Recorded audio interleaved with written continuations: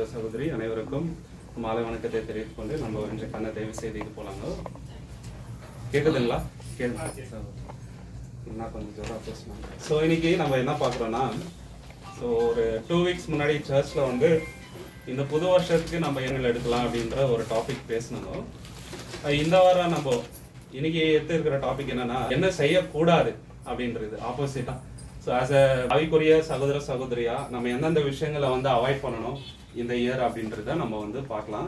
நிறைய பாயிண்ட்ஸ் இருக்கு. ஸோ முடிஞ்ச அளவுக்கு வந்து கவர் பண்ண பார்க்குறோங்க, சரிங்களா? ஸோ அதில் வந்து முதலாவது விஷயம் நம்ம போகிறதுக்கு முன்னாடி இயேசு கிறிஸ்துக்குள்ள நம்ம வந்துட்ட பிறகு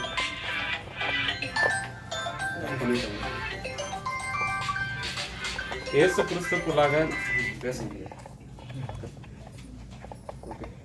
இயேசு கிறிஸ்துக்குள்ள நம்ம வந்துட்ட பிறகு நம்மளுக்கு ஒரு ஃப்ரீடம் இருக்கு, விடுதலை இருக்கு இல்லைங்களா? அது வந்து 2 கொரிந்தியர் 3ஆம் அதிகாரம் 17வது வசனத்துல நம்ம பார்க்கிறோம்.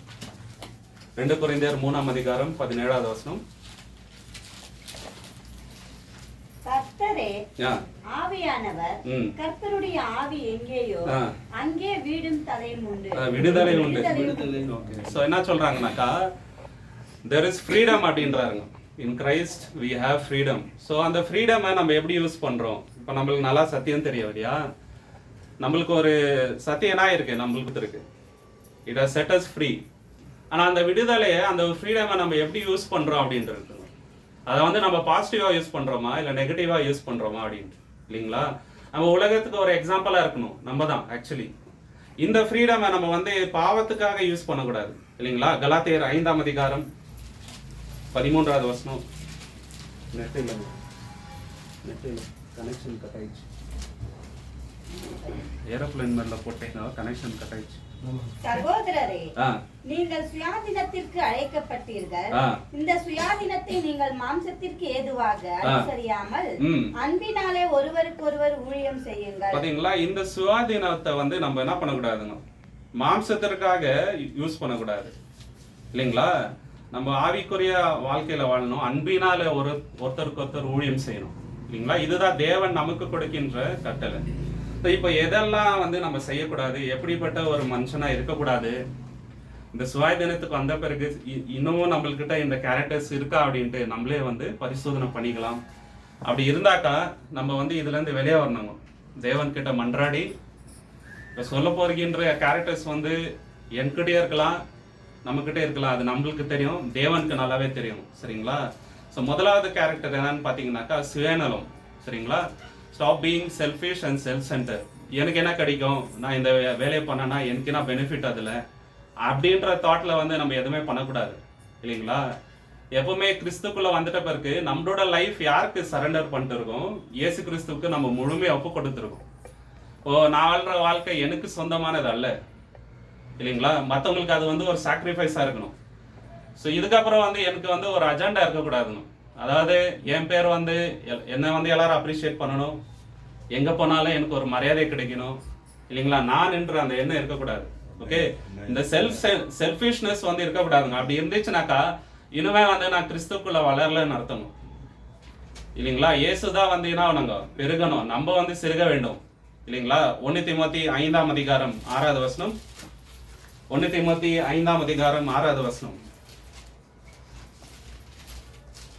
சுகபோகமாய் வாழ்கிறவள் உயிரோட செத்தவள். பாத்தீங்களா? சுகபோகமாய் வாழ்கிறவள் உயிரோட செத்தவள். அந்த சுகபோகமா நம்ம வாழக்கூடாது. there should be some ஏதாவது சாக்ரிஃபைஸ் நம்ம பண்ணியிருக்கணும் தேவனுக்காக இல்லைங்களா? இத்தனை வருஷம் சத்தியத்துக்குள்ள இருக்கிறோம், மற்ற சகோதர சகோதரருக்காக என்ன விட்டு கொடுத்துருக்குறோம்? இல்லை என்னோட பாவ பழக்கத்தை வந்து நான் எது விட்டு கொடுத்துருக்குறேன்? இன்னுமே வந்து சுயநல புத்தி இருக்குதா என்கிட்ட? இதெல்லாம் வந்து யோசிச்சு பார்க்கணும் இல்லைங்களா? நம்மளோட கேரக்டர் என்ன, எனக்கு வந்து ஏதாவது லாஸ் ஆனால் கூட மற்றவங்களுக்கு வந்து அதில் நன்மை நடக்குதான்னு தான் நான் பார்க்கணும். ஆக்சுவலி இதுதான் வந்து கிறிஸ்துவின் குணம் இல்லையா? ஏன்னா அவரே நீங்கள் பார்த்தீங்கன்னாக்கா, அவர் தேவனோட ஒரே பேரான குமாரனா இருந்த போதில் என்ன பண்ணாருங்க, அடுவையின் ரூபம் எடுத்தார். எதற்காக? நம்ம பெனிஃபிட்காக இல்லைங்களா? அதுல வந்து அவருக்கு என்ன கிடைக்குதுன்ட்டு அவர் யோசிக்கல, நான் அவர் ஒரே ஒன்று தான் யோசிச்சாருங்க. இதனால இந்த மனுக்குள்ளமே ரட்சிக்கப்படுதுன்னா நான் வந்து ரெடியா இருக்கிறேன்னு சொல்லிட்டு என்ன பண்ணாரு, ஒப்பு கொடுத்தாருங்க. அப்போ நம்ம கிட்ட எந்த அளவுக்கு இருக்கணுங்க அந்த கேரக்டர்? சுயநலம் அப்படின்றது இருக்கக்கூடாதுங்க இல்லையா? அப்படி இருந்துச்சுனாக்கா இதோட இந்த வருஷம் நம்ம அதை வந்து விட்டுறணும். இப்போ சோடம் கொமரா இருக்கிறாங்க இல்லைங்களா, அவங்க வந்து ரொம்ப செல்ஃப் சென்டர்டா இருந்தாங்க. அவங்களோட சுகபோகத்துக்காகவே வாழ்ந்துட்டு இருந்தாங்க இல்லைங்களா. எசேக்கியேல் 16ஆம் அதிகாரம் 49வது வசனம். எசேக்கியேல் 16ஆம் அதிகாரம் 49. எசேக்கியேல் chapter 16 verse 49.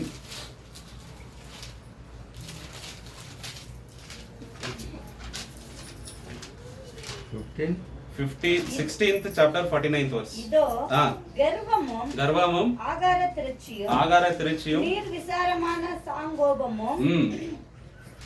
சாங்கோபமாகிய இவைகளே உன் சகோதரியான சோதோமின் அக்கிரமம் இவைகளே அவளிடத்திலும் அவள் குமாரரிடத்திலும் இருந்தன. சிறுமையும் எளிமையுமானவனுடைய கையை அவள் பலப்படுத்தவில்லை. பாத்தீங்களா. சோ என்ன இருந்துச்சு, தேவன் எல்லாமே வந்து அவங்களுக்கு கொடுத்திருந்தாங்க. அதனாலதான் இன்னைக்கு பாருங்க அமெரிக்கால அவ்வளவு பெரிய பிரச்சனை. காரணம் அவங்களுக்கு எந்த பிரச்சனையும் இல்லை, நல்ல சாப்பாடு இருக்கு, நல்ல சொத்து பத்து இருக்கு. இன்னைக்கு வந்து நிறைய ப்ராப்ளம்ஸ் அவங்களுக்கு வந்துட்டே இருக்கு. ஏன்னா ஒன்னும் இல்லை, அவங்க கிட்ட தேவ பக்தி இல்லை, மற்றவங்களுக்காக எதுவும் விட்டு கொடுக்குற குணம் அவங்க கிட்ட கிடையாது. எல்லா இடத்துலயும் அவங்க தான் வந்து டாமினண்டா இருக்கணும். ஏதாவது ஒரு கண்ட்ரி வளர்ந்து வந்தா அவங்களுக்கு ஆகாதுங்க, சரிங்களா. அவங்களுக்கு வந்து எந்த கண்ட்ரியும் அவங்க மேல போக கூடாதுன்றது தான் அவங்களோட எண்ணம். அதனாலதான் அவங்களுக்கு வந்து அழிவு வருது. இதே குணம் வந்து நம்ம கிட்ட இருக்கக்கூடாது இல்லைங்களா. நான் தான் வந்து ப்ராமினெண்டா இருக்கணும், என்னதான் வந்து எல்லாரும் இது பண்ணணும், நான் இல்லைன்னா எதுவும் இல்லை, இந்த மாதிரி யோசனை நமக்குள்ள சுத்தமா இருக்கக்கூடாதுங்க. ரோமர் 12ஆம் அதிகாரம் 3வது வசனம். ரோமர் 12:3. Roman chapter 12 verse 3. அல்லாமலும் எனக்கு அருளப்பட்ட கிருபையினாலே நான் சொல்லுகிறதாவது, உங்களை எவனானாலும் தன்னை குறித்து எண்ண வேண்டியதற்கு மிஞ்சி எண்ணாமல் அவனவனுக்கு தேவன் பகிர்ந்த விசுவாச அளவின்படியே தெளிந்த எண்ணம் உள்ளவனாய் எண்ண வேண்டும். பாத்தீங்களா, அதிகமா எண்ணக்கூடாது. எனக்கு ரொம்ப டேலண்ட் இருக்கு, தேவன் என்னை நல்லா ஆசீர்வதித்து இருக்கிறாரு, காரணம் வந்து நான் ரொம்ப தெய்வ பக்தி உள்ளவன், அதனாலதான். அப்படியெல்லாம் ஒன்றும் இல்லைங்க. தேவனுடைய மாபெரும் கிருபை இல்லைங்களா. நம்ம வெறும் களிமண்ணு தான். எப்படி பார்த்தாலும் நம்ம வந்து அசுத்தமான பாவி தான். பால் சொல்ற மாதிரி பாவிகள்ல பிரதான பாவி தான் நம்ம இல்லைங்களா. தேவனுடைய மாபெரும் கிருபையினால நம்மளுக்கு இப்ப இருக்கிற எல்லாமே வந்து தேவனுடைய கிருபையினால அருளப்பட்டிருக்கு. அதனால எப்போதுமே அந்த மனத்தாழ்மையுடன் தான் நம்ம இருக்கணும். எப்பவுமே நான் பெரியவன், எனக்கு எல்லாம் தெரியும், அவங்க என்ன எனக்கு சொல்றது அப்படியெல்லாம் இல்லைங்க. சின்ன பசங்க சொன்னா கூட நம்ம வந்து அந்த தாட்டை வந்து கேட்கலாம், அதுல ஒரு தவறுமே கிடையாது இல்லைங்களா. ஒரு நாகம்மான்னு ஒருத்தர் இருந்தாரு, அந்த வீட்டுல வேலை செய்யற சின்ன பொண்ணு தான் சொன்னாங்க இல்லைங்களா. ஆனா கேட்கணும், நம்ம அந்த அளவுக்கு தாழ்மை நம்ம கிட்ட இருக்கணுங்க ஃபர்ஸ்ட் இல்லையா. இல்லைன்னா ஆவிக்குரிய வளர்ச்சி அடையவே முடியாது. இந்த வருஷம் வந்து இந்த செல்ஃப் சென்டர்டு செல்ஃபிஷ்னஸ் இருக்கவே கூடாதுங்க. நான் என்ற எண்ணத்தை வந்து நம்ம தள்ளி வச்சுட்டு இல்லைங்களா, நம்ம வந்து மற்றவங்களுக்கு என்ன பண்ணலாம், தேவனுக்கு என்ன பண்ணலாம், தேவனுக்காக நான் என்னெல்லாம் சாக்ரிஃபைஸ் பண்ணியிருக்கிறேன் இத்தனை வருஷம், அதை உட்காந்து ஃபர்ஸ்ட் நம்ம வந்து திங்க் பண்ணலாம். அப்போ கண்டிப்பா நம்ம ஆவிக்குரிய வளர்ச்சி அடையலாம், பெட்டரான ஒரு பர்சனா இந்த வருஷம் நம்ம இருக்கலாங்க இல்லைங்களா. எதுவே பண்ணல, வேற சபைக்கு மட்டும் நம்ம போயிட்டு வரோம் அப்படின்னாக்கா நம்ம வாழ்ற வாழ்க்கைக்கே அர்த்தமே கிடையாது இல்லைங்களா. நம்ம ஒரு இடத்துல இருந்தாக்கா ஏதாவது ஒரு யூஸ்ஃபுல்னஸ் நம்மளால மற்றவங்களுக்கு இருக்கணும் இல்லைங்களா. இப்போ நான் இங்க வரேன்னாக்கா ஏதாவது யூஸ்ஃபுல்னஸ் உங்களுக்கு இருக்கணுங்க. இல்லை நீங்க ஒரு இடத்துக்கு போனீங்கன்னாக்கா உங்களால ஒரு பிரயோஜனம் இருக்கணும். உங்களால மற்றவங்களுக்கு உபதிரம் வருது, ஒரு இடடல் வருதுனாக்கா அந்த மாதிரி வாழ்க்கையே அர்த்தம் இல்லை ஆக்சுவலி இல்லையா. ஸோ இது நம்ம வந்து இந்த வருஷம் வந்து யோசிச்சு பார்க்கணும். ஓகே. ஸோ செகண்ட் விஷயம் என்னன்னு பார்த்தீங்கன்னா, நமக்குள்ள வந்து பொருளாசை இருக்கக்கூடாது. மற்றவங்களை பார்த்து நானா அந்த மாதிரி இருக்கணும். நல்ல விஷயத்துல ஓகே, மற்றவங்களுக்கு தேவ பக்தி இருக்கலாம், பாசிட்டிவா வந்து நம்ம இன்னொருத்தவங்களை பார்த்து நல்ல விஷயங்களை கத்துக்கணும் ஓகே. ஆனா உலகத்தரை பார்த்து நானும் அதே மாதிரி ஐஸ்வரமா இருக்கணும், நானும் பிசினஸ்ல அந்த மாதிரி இருக்கணும் இல்லைங்களா, நானும் வந்து அந்த மாதிரி வீடுங்களை கட்டணும், நானும் அந்த மாதிரி இந்த உலகத்துக்குரியதையே யோசிச்சு நின்று வச்சுங்களேன், ரொம்ப கஷ்டம் இல்லைங்களா. ஸோ அந்த மாதிரி தாட்ஸ் வந்து இந்த வருஷம் நம்ம தூக்கி போடணும் இல்லைங்களா. யாக்கோபு 3ஆம் அதிகாரம் 14வது வசனம். உங்கள் இருதயத்திலே கசப்பான வைராக்கியத்தையும் விரோதத்தையும் வைத்தீர்களானால் நீங்கள் பெருமை பாராட்டாது இருங்கள், சத்தியத்திற்கு விரோதமாக பொய் சொல்லாமலும் இருங்கள். பாத்தீங்களா, கசப்பான வைராக்கியம் இல்லைங்களா. அவங்க பண்ணிட்டாங்க, நான் பண்ணக்கூடாது, அந்த மாதிரி எல்லாம் தாட்ஸ் இருக்கக்கூடாது. அவங்களுக்கு என்ன மாதிரி தாட் இருக்கணும், இயேசு வந்து தேவனுக்கு சாவர வரைக்கும் உண்மையா இருந்தாரு, அதே மாதிரி நான் வாழ்ந்து காட்டுறேன் அப்படின்ற வைராகி இருந்தா அது வேறங்க. இப்போ பால் சொல்றாரு இல்லைங்களா, எப்பேடுபட்டாது நான் இந்த சுவிசேஷத்தை போதிக்கணும், இதை தவிர எனக்கு வேற எந்த எண்ணமே இல்லைன்றாரு இல்லைங்களா. இந்த வைராகி இருந்தீங்கன்னா அது வந்து பாசிட்டிவ். அதை விட்டுட்டு நான் வந்து இந்த உலகத்துல ஒரு 2 வீடு கட்டுறேன், அபார்ட்மெண்ட் கட்டுறேன், இல்லை இவ்வளோ கோடி சம்பாதிக்கணும், அந்த மாதிரி லட்சியங்களை வச்சுட்டு இருந்தோம்னாக்கா எங்க ஆவிக்குரிய வளர்ச்சி அடைய முடியும் இல்லைங்களா. அந்த கவர்ஷியஸ்னஸ் வரக்கூடாது. நிறைய பேர் எதுக்காக பொருள்கள் வாங்குறாங்க தெரியுமா? பக்கத்து வீட்டில் வாங்குறாங்க, அதை பார்த்து வாங்குறாங்க. ஐஃபோன் எதுக்கு வச்சுக்கிறீங்கனாக்கா அது ஒரு பெருமை. ஆனால் அதில் என்னென்ன ஆப்ஷன் இருக்குதுன்ட்டு அவங்களுக்கே தெரியாது ஆக்சுவலி, ஆனால் வச்சுன்னு இருப்பாங்க. அதுல இல்லைங்க பெருமை. கிறிஸ்துவன் குணங்கள் நம்ம கிட்ட இருந்துச்சுனாக்கா அதுல ஒரு பெருமை இருக்கு. நம்ம பாராட்டக்கூடாது, அது மற்றவங்க நம்மளை பார்த்து சொல்லணும் அவர்கிட்ட வந்து அந்த பொறுமை இருக்குது, அவர் வந்து ரொம்ப தாழ்மையான மனுஷன், மற்றவங்க நம்மளை பார்த்து சொல்லணும். நம்ம கிட்ட இருக்கக்கூடாது அந்த தாட்டு இல்லையா. இந்த பொருளாசைன்றது நம்மளுக்கே தெரியாம உள்ள இருக்கவங்க, அது நம்மளுக்கே தெரியாது ஆக்சுவலி. இப்போ ஒருத்தவங்க நல்லா ட்ரெஸ் பண்ணிட்டு வராங்க, நம்மளுக்கு அந்த தாட் வந்துச்சுன்னு வச்சுங்களேன், நம்மளுக்கு அந்த ஆசை வந்துச்சுன்னு தான் அர்த்தம் இல்லைங்களா. ஒருத்தவங்க நல்லா மேக்கப் பண்றாங்க, அழகா இருக்காங்கன்னா நம்மளும் அதே மாதிரி பண்ணலாம் தாட் வந்துச்சுன்னா உங்களுக்கு அந்த ஆசை இருக்குதுன்னு தான் அர்த்தங்க. நிறைய பேர் பேட் ஹேபிட் கத்துக்கிறாங்களே, எதுக்கு கத்துக்கிறாங்க?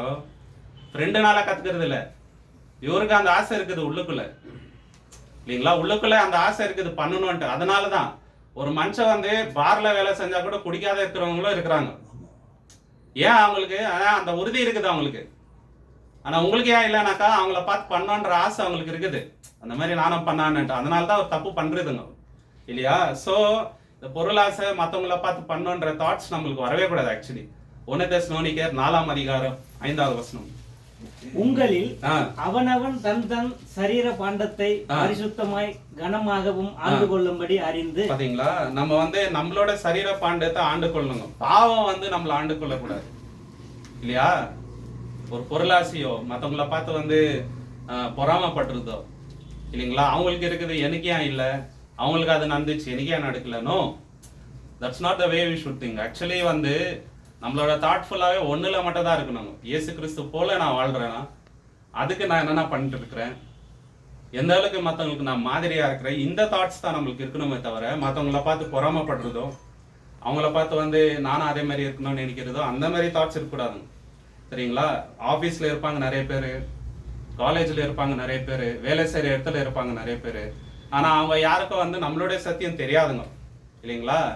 அவங்கள வந்து நம்ம மாதிரியாக எடுத்துட்டோம்னா கண்டிப்பாக பொருளாசை பேராசை அவங்களுக்கு அதுதான் இருக்கணும். நீங்கள் வந்து உங்கள் கூட இருக்கிற கொலீக்ஸையோ இல்லை ஆஃபீஸில் வேலை செய்கிறவங்களையோ இல்லை காலேஜில் இருக்கிறவங்க கேளுங்க, அவங்களோட லட்சியம் என்னன்னு கேட்டால் ஒன்றே தான் சொல்லுவாங்க, நான் இவ்வளோ சம்பாதிக்கணும், நல்லா படிக்கணும், செட்டில் ஆகணும் லைஃப்பில், இது மட்டும் தான் இருக்கணும் சரிங்களா. இந்த கார் வாங்கணும், இந்த மொபைல் வாங்கணும், இந்த ட்ரெஸ் வாங்கணும், இதுதான் அவங்களோட தாட்ஸாக இருக்குமே தவிர தேவனுக்காக என்ன பண்ணணும், நான் என் லைஃப்பை வந்து தேவனுக்காக சாக்ரிஃபைஸ் பண்ணுறேன்ட்டு ஒருத்தர் சொல்ல மாட்டார். நீங்கள் யார்கிட்ட வேணால் கேளுங்க. நம்ம சபையில் மட்டும் தான் அந்த தாட் இருக்குது. ஆனால் அதில் நம்ம எவ்வளோ உறுதியாக இருக்கிறோன்றது நம்மளுக்கு மட்டும் தெரியும், நம்மளுக்கு தெரியும், தேவனுக்கு தெரியும் இல்லையா. ஸோ இந்த விஷயத்தில் இந்த வருஷம் நம்ம எப்படி இருக்கிறோன்ட்டு யோசிச்சு பார்க்கலாம். ஓகே. ஸோ 3வது விஷயம் நம்ம பண்ணக்கூடாது என்னதுனாக்கா, பாவத்துக்கு வந்து என்ன பண்ணக்கூடாதுங்க, எக்ஸ்கியூஸ் சொல்லக்கூடாது. இது ரொம்ப ரொம்ப தவறான விஷயம்.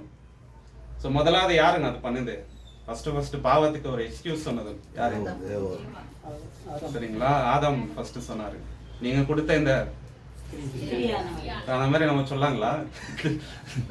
ஓகே. ஸோ என்னன்னா பாவம் வந்து எல்லாருமே பண்றாங்க இல்லைன்ட்டு இல்லைங்க. ஆனா நம்ம பண்ண வேண்டியது தாவீது ராஜா போல நம்ம போயிட்டு ஒத்துக்கணும், கன்ஃபஸ் பண்ணணும்.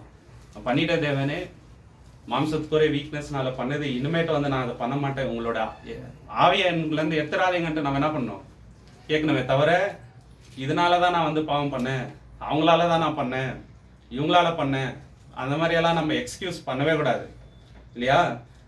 ஆதியாகமம் 4ஆம் அதிகாரம் 7வது வசனம். நீ நன்மை செய்தால் மேன்மை இல்லையோ, நீ நன்மை செய்யாதிருந்தால் பாவம் வாசற்படியில் படுத்திருக்கும், அவன் ஆசை உன்னை பற்றி இருக்கும், நீ அவனை ஆண்டு கொள்வாய். பாத்தீங்களா, பாவம் எங்க இருக்குது? வாசப்படியில இருக்குதுன்றாருங்க சரிங்களா. ஆனா நம்ம வந்து என்ன பண்றோம், உள்ள அலோவ் பண்ணிட்டு அப்புறம் வந்து எக்ஸ்கியூஸ் சொல்றது. அந்த இடத்துக்கு போனா தவறான சிந்தை வருதுன்னு தெரியுதுல, அங்க போகாம இருக்கலாம்ல இல்லைங்களா. அந்த அந்த அந்த அந்த பர்டிகுலர் ஆள்கிட்ட பேசினா அவர் அசிங்கமா பேசுவாருன்னு நம்மளுக்கு தெரியும். அங்க போய் ஏன் நிக்கணும் இல்லைங்களா? அந்த சைட் போனா நம்மளுக்கு டெம்டேஷன் வருதுன்னு தெரியுது, ஏன் அங்க போவானு இல்லையா? ஸோ அந்த மாதிரி இருக்கிறவங்கள்ட்ட நம்ம அவாய்ட் பண்ணி இருக்கிறது பெட்டர். அதை விட்டுட்டு அவனால தான் வந்து நான் வந்து தப்பு பண்ணேன், இவங்களால தான் பண்ணேன் அப்படின்னு சொல்றதுல எந்த ஒரு அர்த்தமும் இல்லைங்க இல்லைங்களா? ஏன்னா அவங்களுக்கு அது பாவன்ட்டே தெரியாது நிறைய பேருக்கு. நம்மளுக்கு நல்லாவே தெரியும். ஏன் ரோமர் 2ஆம் அதிகாரம் 15வது வசனம், ரோமர் 2:15. அவர்களுடைய மனசாட்சியும் கூட சாட்சியிடுகிறதினாலும் குற்றம் உண்டு குற்றம் இல்லை என்று அவர்களுடைய சிந்தனைகளை ஒன்றை ஒன்று தீர்க்கிறதினாலும். பாத்தீங்களா? போதும் சிஸ்டர். சோ தேவன் என்ன பண்ணிக்கிறாரு, எல்லாருக்கும் மனசாட்சின்னு கொடுத்துருக்கிறாருங்க. சத்தியம் தெரியாதவங்களுக்கு கூட இது தப்பு சரின்னு தெரியும் இல்லைங்களா? தெரிஞ்சுதான் எல்லாரும் தப்பு பண்றது, தெரியாம யாரும் பண்றது இல்லைங்க. இது பண்ணா இப்படி ஆகும்ட்டு ஒரு நோக்கத்தோட தான் எல்லாருமே தப்பு பண்றது ஆக்சுவலி இல்லையா? இது உலகத்தார் பண்ணலாங்க, அதே விஷயத்த நம்ம பண்ணா அப்ப அவங்களுக்கு நம்மளுக்கு என்ன வித்தியாசம் இருக்கு இல்லையா? உலகத்தாருக்கு மைண்ட்ல வந்து ஒரு நோக்கம் இருக்குது எல்லாத்துலயுமே.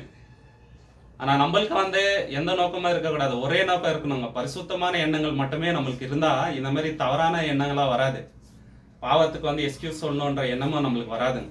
ஓகே, ஸோ இதுதான் வந்து இன்னொரு விஷயம் நம்ம பார்க்க வேண்டியது. 4வது விஷயம் என்னன்னு பார்த்தீங்கன்னாக்கா, நம்ம வந்து பாவத்தை பண்ணிட்ட பிறகு அதை மறைச்சிடலாம் நினைக்கக்கூடாதுங்க. சரிங்களா? இப்போ நான் வந்து பிரதருக்கு விரோதமாக ஒரு தப்பு பண்ணிட்டேன், அவர்கிட்ட நான் காசு வாங்கிக்கிறேன் சரிங்களா? ஆனால் அவரை எதிர்க்க பார்க்குறேன், பார்த்துட்டு பார்க்காத மாதிரி போகிறது. அவரும் கேட்கறதுல நான் என்ன பண்ணுறேன், சரி அவர் கேட்கலன்னு சொல்லிட்டு அப்படியே விட்டு போகிறேன்னு வச்சுங்களேன். அதே மாதிரி ரொம்ப பெரிய பாவம் எதுவுமே கிடையாதுங்க.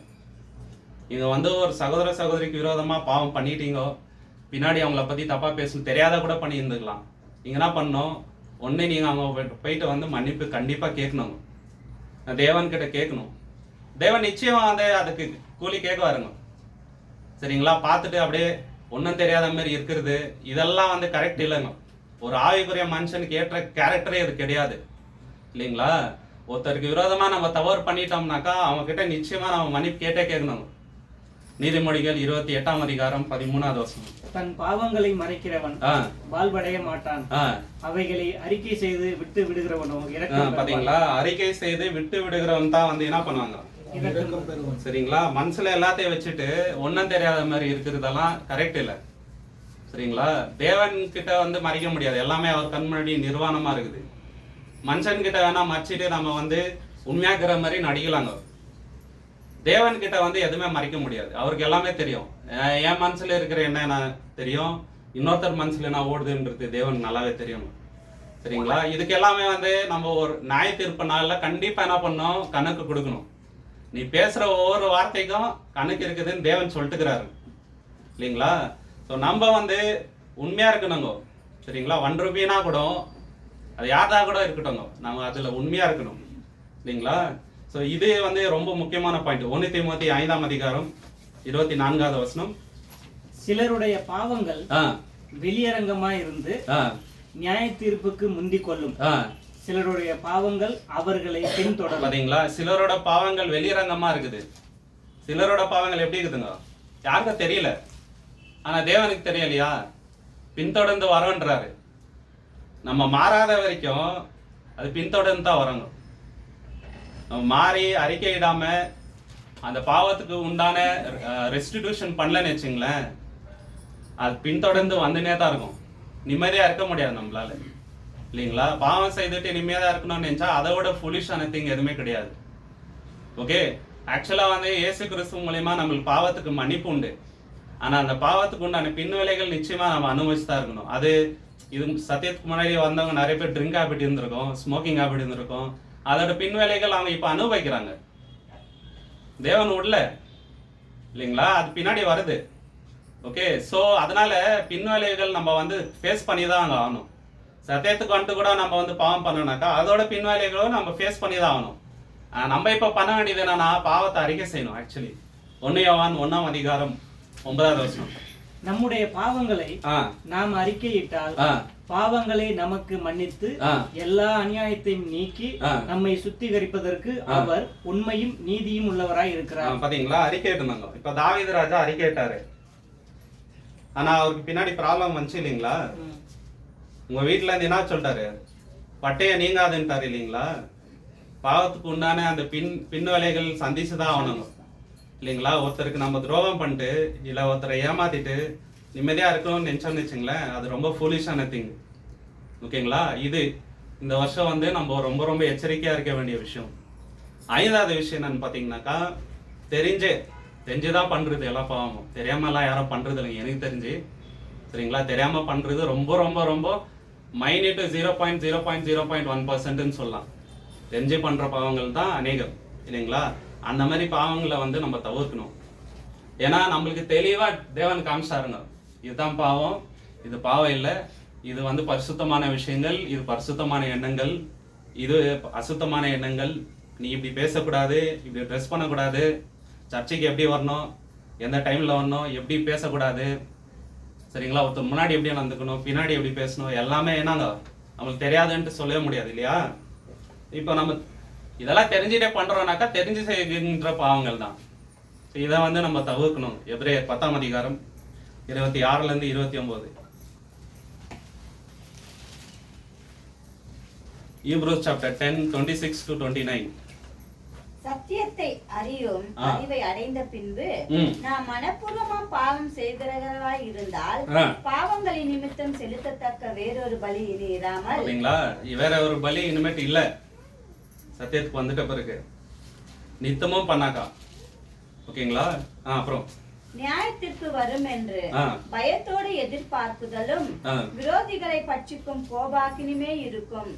மோசேயினுடைய பிரமாணத்தை தள்ளுகிறவன் இரக்கம் பெறாமல் 2-3 சாட்சிகளின் வாக்கினாலே சாகிறானே.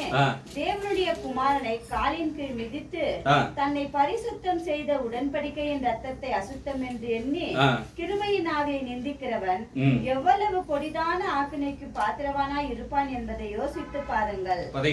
சொல்லிட்டாருங்க. ஆக்கினை தீர்ப்பு நிச்சயமா இருக்கு. யாருக்கு? சத்தியத்துல இருக்கிறவங்களுக்கு. வெளியில இருக்கிறவங்களை பத்தி பேசவே இல்லை அவரு. இந்த வசனத்தை நீங்க பாத்தீங்கன்னா சத்தியத்துக்கு வெளியில இருக்கிறவங்களை பத்தி பேசலங்க அவரு. சபையில இருக்கிறவங்களை பத்தி தான் பேசிட்டு இருக்காருங்க பவுல் இல்லைங்களா? இந்த வசனம் ஃபுல்லாவே நமக்கு தான். ஓகே, என்ன சொல்றாரு? மனப்பூர்வமா பாவம் செய்யறவங்களுக்கு ஆக்கினை தீர்ப்பு நிச்சயமா உண்டு. சரிங்களா? ஸோ இதுல இருந்து நம்ம என்ன பண்ணுங்க, இந்த வருஷம் வந்து வெளியில வரணும். ஓகேங்களா? ஏன்னா இயேசு கிறிஸ்து எந்த நொடியில வேணா வரலாங்க. ஏன்னா லாஸ்ட் இயரே வந்து இஸ்ரேல்ல வந்த ப்ராப்ளம் பார்க்கும்போது வந்தே ஆயிடும்ன்ற மாதிரி நிலைமையில இருந்துச்சு. சரிங்களா? அது இப்போ கொஞ்சம் ஸ்டாப் ஆயிருக்கு. இந்த வருஷம் என்ன ஆக போகுதுன்னு நமக்கு தெரியாது. இயேசு கிறிஸ்து வரதுக்கு முன்னாடி நம்ம தயாரா இருக்கணும் இல்லைங்களா? ஸோ அதனால இதெல்லாம் வந்து நம்ம ஸ்டாப் பண்ணணும். ஓகே, ஸோ அடுத்த பாயிண்ட் என்னன்னாக்கா, மற்றவங்களை வந்து சும்மா ஜட்ஜ் பண்ணக்கூடாதுங்க. இவர் இப்படிதான், அவர் அப்படிதான், ஃபுல்லா ஒருத்தரை பத்தி தெரியாம, சரிங்களா, ஒருத்தரை பத்தி ஃபுல்லா தெரியாம நம்ம வந்து ஜட்ஜ் பண்ணக்கூடாது அவங்கள. நான் அவர்கிட்ட பேசி இருந்திருக்க மாட்டாங்க. அவர் இப்படிதான்ட்டு நான் ஒரு முடிவு வந்தேன்னு வச்சுங்களேன், என்ன மாதிரி முட்டாள் யாரே கிடையாது. அவர்கிட்ட பேசி இருக்கணும், பழகி இருக்கணும், நானே எக்ஸ்பீரியன்ஸ் பண்ணிக்கணும் எப்படின்ட்டு. அப்போ வந்து அவங்க எப்படின்னு நான் சொல்லலாம். அதை பத்தி தெரியாம வந்து ஒருத்தரை பத்தி முடிவு எடுக்கிறது ரொம்ப தவறான விஷயம் இல்லையா? மத்தேயு 7ஆம் அதிகாரம் 1-2 வசனம். மத்தேயு 7ஆம் அதிகாரம் 1-2 வசனங்கள். நீங்கள் குற்றவாளிகள் என்று தீர்க்கப்படாதபடிக்கு மற்றவர்களை குற்றவாளிகள் என்று தீர்க்காதிருங்கள். ஏனெனில் நீங்கள் மற்றவர்களை தீர்க்கிற தீர்ப்பின்படியே நீங்களும் தீர்க்கப்படுவீர்கள். ஒரு விரல இப்படி காட்டினா மீதி விரலாம் என்னதான் காட்டுது. கரெக்டா? அதனால நான் எப்படிங்கிறேன்ட்டு ஃபர்ஸ்ட் பார்க்கணும். ஆவிக்குரிய ஒரு சகோதர சகோதரி ஃபர்ஸ்ட் என்ன பண்ணுவாங்க, அவங்க வாழ்க்கை எப்படி இருக்குதுன்னு தான் சுய பரிசோதனை பண்ணுவாங்க இல்லைங்களா? பவுல் கூட நீங்க பாத்தீங்கன்னாக்கா, நீங்க வந்து செல்ஃப் எக்ஸாமின் பண்ணுன்னு தான் சொல்றாரே தவிர சபையில இருக்கிறவங்க எல்லாம் எப்படி இருக்காங்க, அவங்க என்ன பண்றாங்க பாருன்ட்டு சொல்லல. சரிங்களா? சில பேர் அவாய்ட் பண்ண சொல்றாரு, அதுவும் இருக்கு, இல்லைன்ட்டு இல்லைங்க. ஆனா ஃபர்ஸ்ட் நம்ம பண்ண வேண்டியது நம்ம லைஃப் எப்படி இருக்குது, நம்ம கரெக்டா இருக்கிறவங்கன்னு தான் ஃபர்ஸ்ட் நம்ம பார்க்க வேண்டியது. அதுக்கப்புறம் மற்றவங்களுக்கு டைம் இருந்தா நம்ம இது பண்ணலாங்க. ஒருவேளை நம்மளுக்கு 100% தெரிஞ்சாக்கா அன்னெசரியா ஒருத்தரை வந்து நம்ம ஜட்ஜ் பண்ண முடியாது. சரிங்களா? எந்த ஒரு இது இல்லாம அப்படி பண்ணாலும் தப்பு தான். ஆனா தேவன் நம்மள வந்து நியாயம் தீர்ப்பாரு அதுக்கு இல்லையா? ஸோ அடுத்த பாயிண்ட் என்னன்னு பாத்தீங்கன்னாக்கா, மற்றவங்களோட நான் வந்து பெரியவன்ன்ற எண்ணம் வரக்கூடாது நமக்கு. சரிங்களா? எனக்கு சத்தியம் அதிகமா தெரியும், அவங்களுக்கு என்ன தெரியும், அவர் இப்பதான் வந்து ட்ரூத்துக்கு வந்தவர், நாங்களாம் ஆதி காலத்துல இருந்துக்கிறேன், நாங்களாம் ஆதி கிறிஸ்டியன்ஸு, அந்த தாட்ஸ் எல்லாம் நம்மளுக்கு வரக்கூடாதுங்க. நேத்து ஒருத்தர் சத்தியத்துக்கு வந்தா கூட அவர் வந்து தேவனால அழைக்கப்பட்ட சகோதரன். எல்லாரையும் வந்து நம்ம ஒன்னா தான் பார்க்கணுங்க. இதுல பெரியவங்க சிறியவன்ட்டு யாருமே இல்லை, எல்லாமே இயேசு கிறிஸ்துவின் சரீரம் தான். அவர் வந்து யாரையுமே வந்து அற்பமா என்றது இல்லை. அப்ப நம்மளுக்கு ஏன்னா அந்த தாட்ஸ் வரணும் இல்லைங்களா?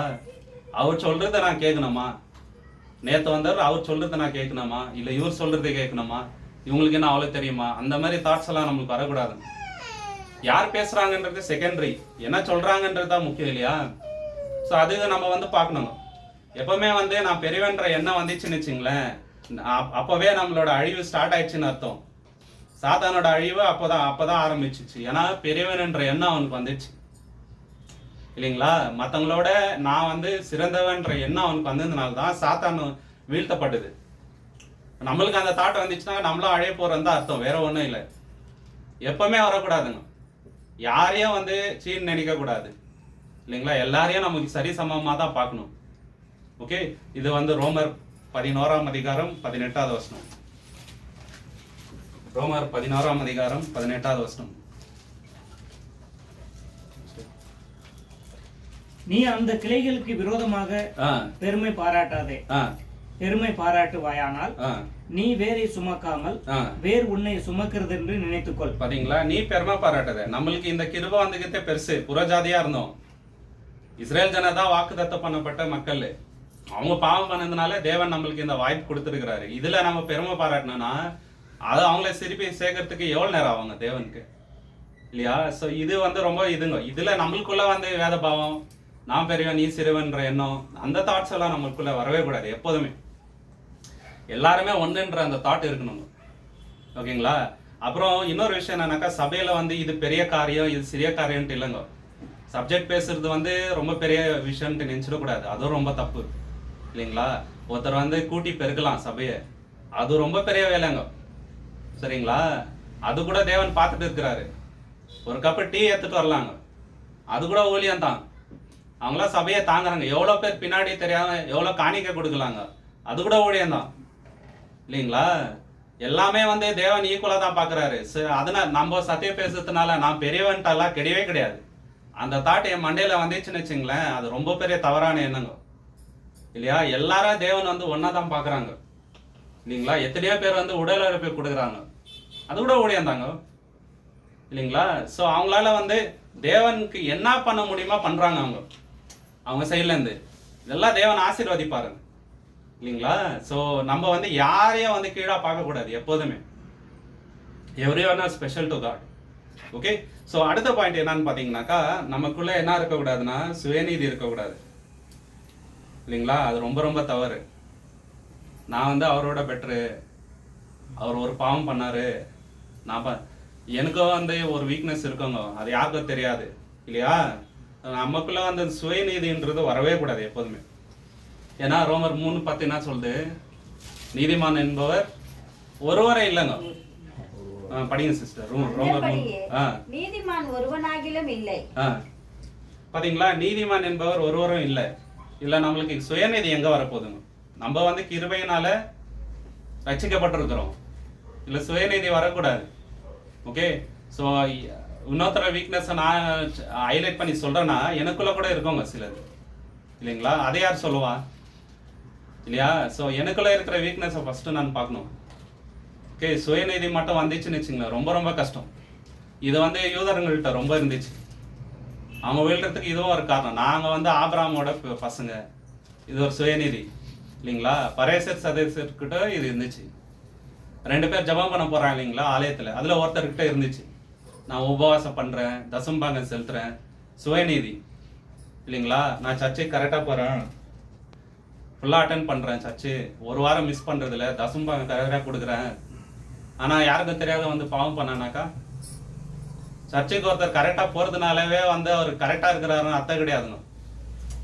கரெக்டுங்களா? அவர் வந்து சபையில இருந்து வெளியே வந்துட்டு என்ன பண்றாங்கன்றது ரொம்ப முக்கியம் இல்லைங்களா? ஒருத்தவங்க கரெக்டா வார சர்ச்சுக்கு வராங்க அப்படின்றதுனால அவங்க வந்து ரொம்ப நீதியாக்குறாங்கன்ட்டு அர்த்தமே கிடையாது. யோசிச்சு பாருங்க இல்லைங்களா? இப்படி கூட இருக்கிறாங்க சில பேர், சண்டைனா ஃபர்ஸ்ட் நிற்பாங்க, ஆனா கரெக்டா சர்ச்சுக்கு போவாங்க இல்லைங்களா? சபை உள்ள நல்லா பாட்டு பாடுவாரு, இங்க வெளியே வந்து கெட்ட பேச்சு பேசுவாங்க இப்போ என்ன அர்த்தங்க? இதுல சுயநீதி எங்க வருது? உள்ள ஒண்ணு வெளியே ஒண்ணுன்னு இருக்கு இல்லையா? ரெண்டு, அங்கேயும் பரிசுத்தமா இருக்கணும், வெளியிலயும் பரிசுத்தமா இருக்கணும் இல்லையா? ஸோ அவங்க பாக்குறாங்க, பிரதர் பாக்குறாரு நம்ம கரெக்ட் டைம் எவ்வளவு வரும், அதுக்காக எல்லாம் போகக்கூடாது. சுயநீதிக்காக தேவன் பாக்குறாருங்க உள்ளுக்குள்ள இருக்கிறது என்ன அப்படின்ட்டு இல்லையா? ஸோ அது ரொம்ப இம்பார்ட்டன்ட். ஓகே, நமக்குள்ள அந்த சுயநீதி வரக்கூடாது.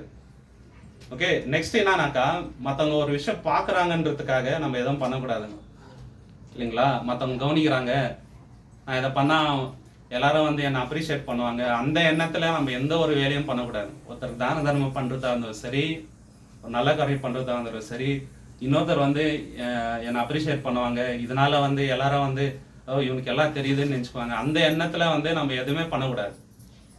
ஒரு சுத்தமான எண்ணத்துல வந்து நம்ம எல்லாமே பண்ணணும். மத்தேயு 6ஆம் அதிகாரம் 1வது வசனம்.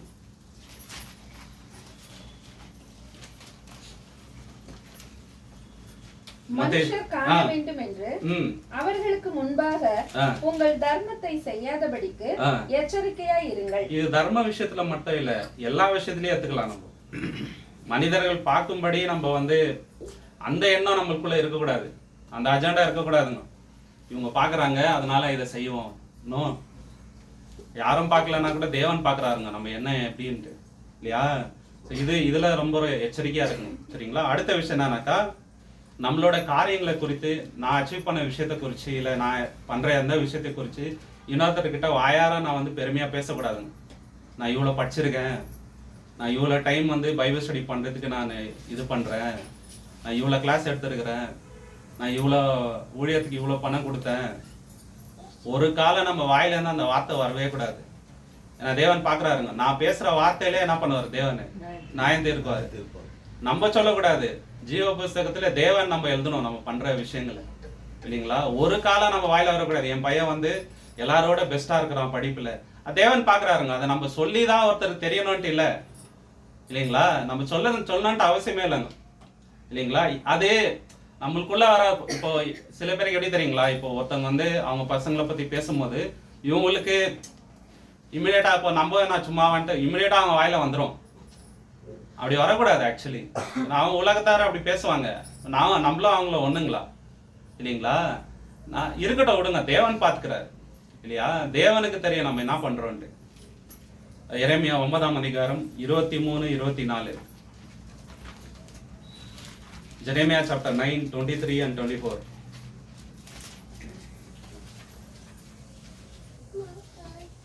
ஞானி தன் ஞானத்தை குறித்து மேன்மை பாராட்ட வேண்டாம், பராக்கிரமன் தன் பராக்கிரமத்தை குறித்து மேன்மை பாராட்ட வேண்டாம், ஐஸ்வர்யவான் தன் ஐஸ்வர்யத்தை குறித்து மேன்மை பாராட்ட வேண்டாம். மேன்மை பாராட்டுகிறவன் பூமியிலே கிருபையும் நியாயத்தையும் நீதியும் செய்கிற கர்த்தர் நான் என்று என்னை அறிந்து உணர்ந்திருக்கிறதை குறித்தே மேன்மை பாராட்ட. இதுல மட்டும் மேன்மை பாராட்டுறோமான்னு யோசிச்சு பாருங்க. நான் எனக்கு இவ்வளவு சம்பளம் பிரதர், நான் தான் வந்து அந்த கம்பெனி, நான் இல்லைன்னா அங்கே வேலை நடக்காது, அந்த மாதிரி தாட்டெல்லாம் வந்துச்சுன்னு வச்சுங்களேன், ரொம்ப கஷ்டம் இல்லைங்களா? பெருமை பாராட்டணும்னாங்க தேவனுக்கு தான் பெருமை பாராட்டணும். ஏன்னா அவர் இல்லைன்னா ஒண்ணுமே இல்லை. நம்ம கிட்ட இருக்கிற எல்லாமே தேவன் கொடுத்ததுங்க. ஒண்ணு கூட நம்மளோட டேலண்ட்னால வரல இல்லையா? ஸோ இதனால வந்து நம்ம பெருமை பாராட்டக்கூடாது. ஸோ அடுத்த விஷயம் என்னன்னாக்கா, யார் மேலேயே வந்து கிரட்ஜ் வச்சுக்கூடாது. ஒருத்தர் நமக்கு துரோகமே பண்ணிட்டோம், திருப்பி நான் அவங்களுக்கு எதனா பண்றேன், கரெக்டான டைம் பார்க்கக்கூடாது, பண்ணின்னு போட்ட விடுங்க, அதுக்கு தேவன் பார்த்துக்குவாரு. தேவன் கையில ஒப்பு கொடுத்துட்டு போயிடணும். அவங்க ஏமாத்திட்டாங்களா, நம்மள பணம் ஏமாத்திட்டாங்க சரிங்களா, ஏதோ பண்ணி நம்மளை வந்து இது பண்ணிட்டாங்க, ஓகே, தேவன் கையில ஒப்பு கொடுத்துருங்க, ப்ரேயர் பண்ணிட்டு விட்டுணும், அவ்வளோதான் சரிங்களா? நீ எனக்கு பண்ணி ஆயிரு, நான் உனக்கும் பண்றேன். ஏதோ 5 வருஷத்துக்கு முன்னாடி 10 வருஷத்துக்கு முன்னாடி பண்ணதெல்லாம் மனசுல வச்சுக்கின்னு கரெக்டான டைம்ல வந்து நம்ம அவங்கள வந்து திட்டுறது, அவங்களுக்கு ஏதாவது பண்றது, அந்த மாதிரி தாட்ஸ் நம்மளுக்கு வரக்கூடாது. ஏன்னா தேவனுக்கும் நம்மளுக்கும் இருக்கிற ஒரே வித்தியாசம் என்ன தெரியுமா? அவர் நம்ம பாவத்தை மன்னிச்சிட்டா என்ன நம்ம பண்ணிடுறாருங்கோ, அதை மறந்துடுறாரு. நம்ம அவ்வளோ ஈஸியா மறக்கிறது இல்லை.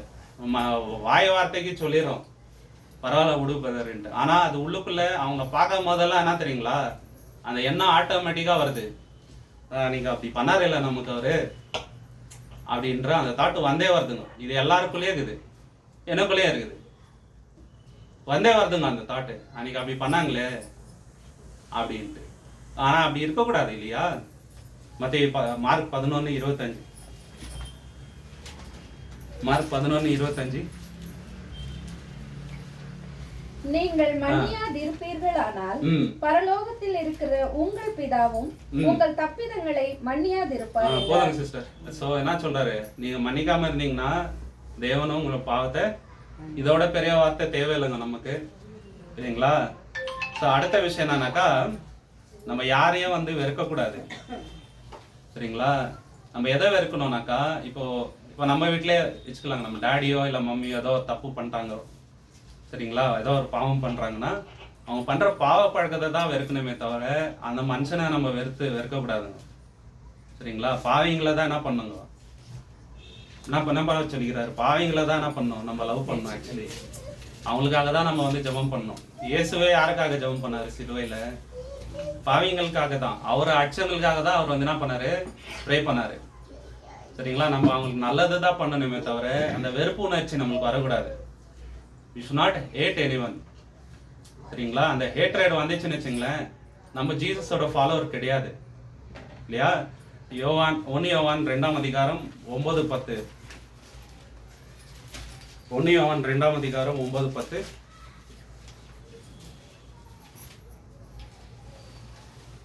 ஒளியிலே இருக்கிறேன் என்று சொல்லியும் தன் சகோதரனை பகைக்கிறவன் இதுவரைக்கும் இருளிலே இருக்கிறான். பாத்தீங்களா?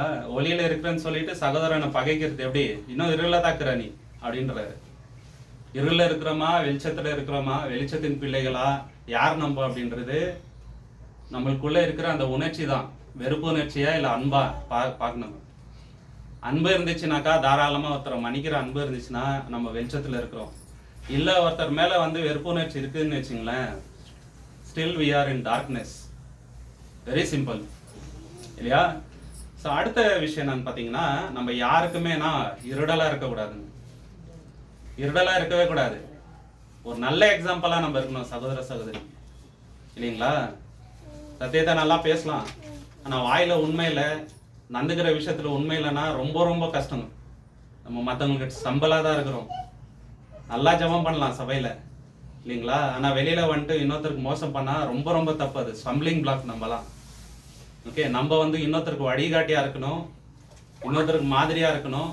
நம்மளை பார்த்து மற்றவங்களுக்கு ஆசை வரணும், இந்த மாதிரி நம்ம இருக்கணும்ட்டு. இருடெல்லாம் இருக்கக்கூடாதுங்க யாருக்குமே, இல்லைங்களா? லூக்கா 17ஆம் அதிகாரம் 1-2 வசனம். அந்த மாதிரி இருடலா இருந்தா என்ன பண்ணுன்னு சொல்றாரு பாருங்க. லூக்கா 17ஆம் அதிகாரம் 1-2 வசனம். பின்பு அவர் தம்முடைய சீசர்களை நோக்கி, இடரல்கள்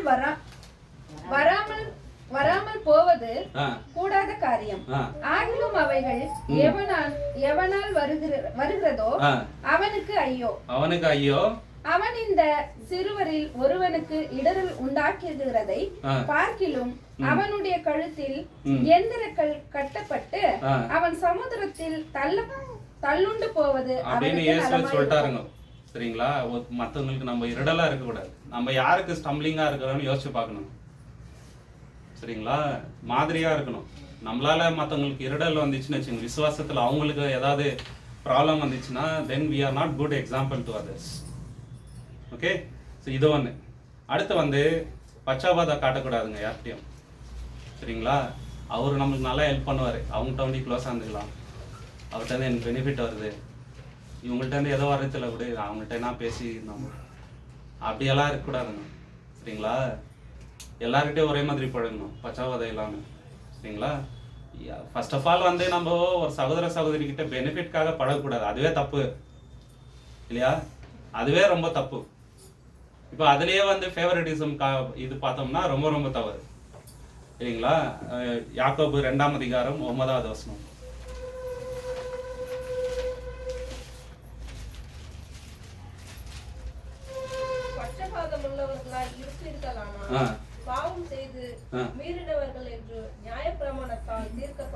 பாத்தீங்களா? பச்சாவாதம் இருந்தாக்கா நியாயப்பிரமாணத்தினால் நியாயம் தீர்க்கப்படுவீர்கள் இருக்கு. ஸோ ஃபேவரட்டிசம் வந்து நம்ம கிட்ட இருக்கக்கூடாது, இல்லைங்களா?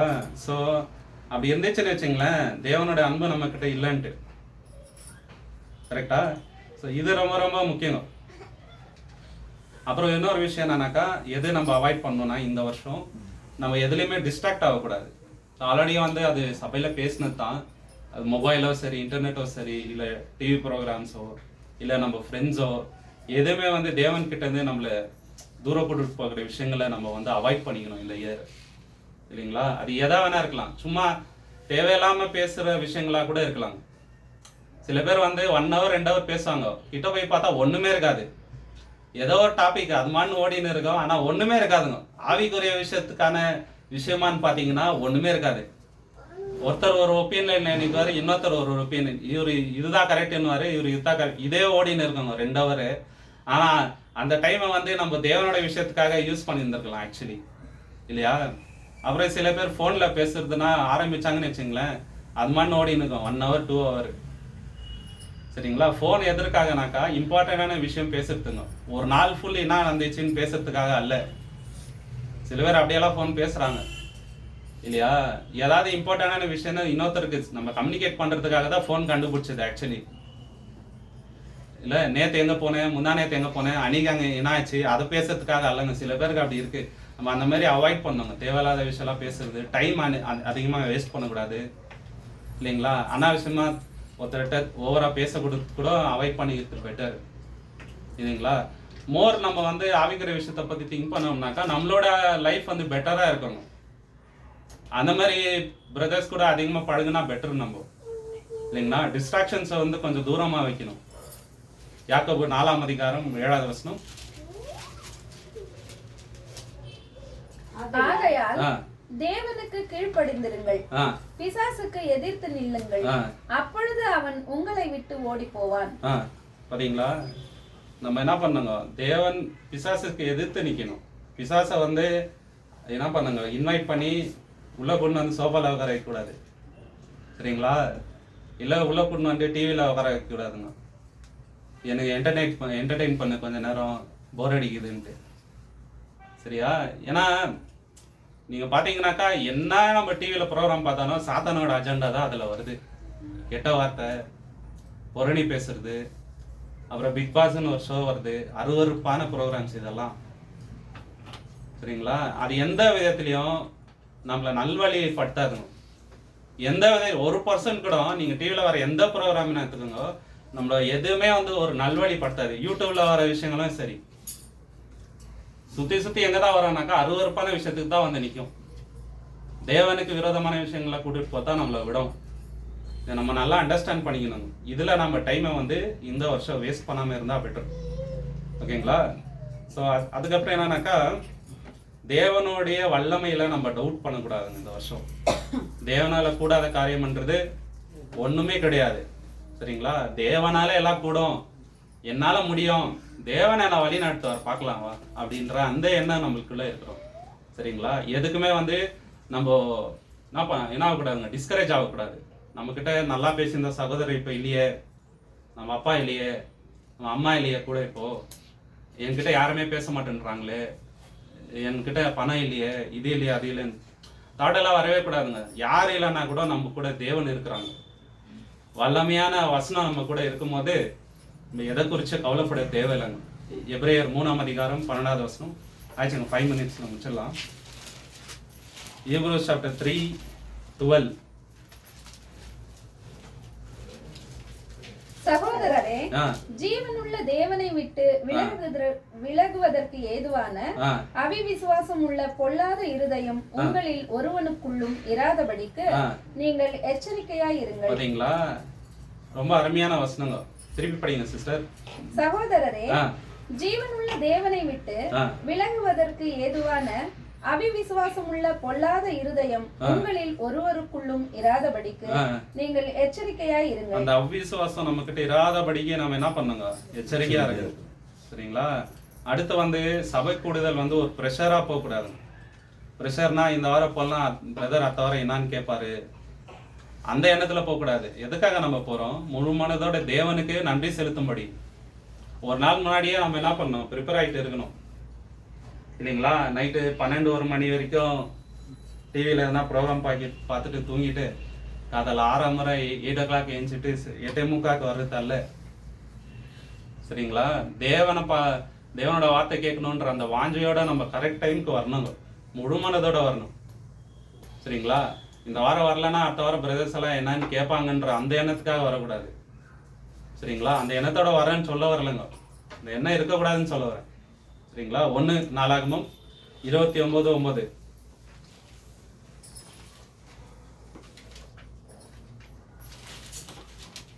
1 நாளாகமம் 29ஆம் அதிகாரம் 9வது வசனம். இப்படி மனப்பூர்வமாய் கொடுக்கதற்கு ஜனங்கள் சந்தோஷப்பட்டார்கள். உத்தம இருதயத்தோடு உற்சாகமாய் கர்த்தருக்கு கொடுத்தார்கள். பாத்தீங்களா? உற்சாக மனதோட வந்தாங்க, எல்லாம் உற்சாகமா பண்ணாங்க. முழு மனதோட வரணும் தேவன் கிட்ட. சரிங்களா? சபை கூடுதல் வந்து இப்படிதான் பண்ணுங்க, ப்ரெஷரோட பண்ணக்கூடாது எதுவுமே. சரிங்களா? சபை கூடுதல் பண்ணுறதே முழு மனதோட தேவன் கிட்ட வந்து நம்ம பண்ணோம். அடுத்து வந்து நம்ம எதுக்குமே கவலைப்படக்கூடாது. சரிங்களா? நாளைக்கு என்ன ஆகும், ஃபியூச்சர் என்ன ஆகும், அந்த கவலைலாம் நம்ம கிட்ட இருக்கக்கூடாது. சரிங்களா? லாஸ்டா ஒரே பாயிண்ட் பார்த்து முடிச்சுக்கலாங்க. சரிங்களா? அது என்னன்னாக்கா, நம்ம சபையில இருக்கும்போது நம்மளோட எண்ணெல்லாம் தாட்ஸ் எல்லாம் வந்து வேற எங்கேயும் இருக்கக்கூடாது. மைண்டு இது கூட நிறைய பேருக்கு இருக்கு. நான் நிறைய டைம் நோட்டீஸ் பண்ணியிருக்கேங்க. மொபைல் நோண்டிட்டு இருப்பாங்க, வாட்ஸ்அப் பார்க்கறது. சரிங்களா? இதெல்லாம் இருக்கக்கூடாது. ஆக்சுவலி அங்கே இருந்தாக்கா முழு மனதோட அங்கே தேவனோட வசனம் என்ன இருக்குதுன்னு அதை கேட்கணும். நம்ம வேற எங்கேயும் யோசிச்சுட்டு இருக்கக்கூடாது. எங்கேயுமே சரிங்க, தேவனோட விஷயம் பண்ணும்போது நம்ம தாட்ஃபுல்லாகவே அங்கே தான் இருக்கணும். இல்லைங்களா? ஃபிசிக்கலாக ப்ரெசென்ட், மென்டலாக ஆப்சென்ட்டாக இருக்கக்கூடாது. ஓகே, லாஸ்ட்டாக ஏசாயா 29:13. கடைசியாக ஏசாயா 29:13.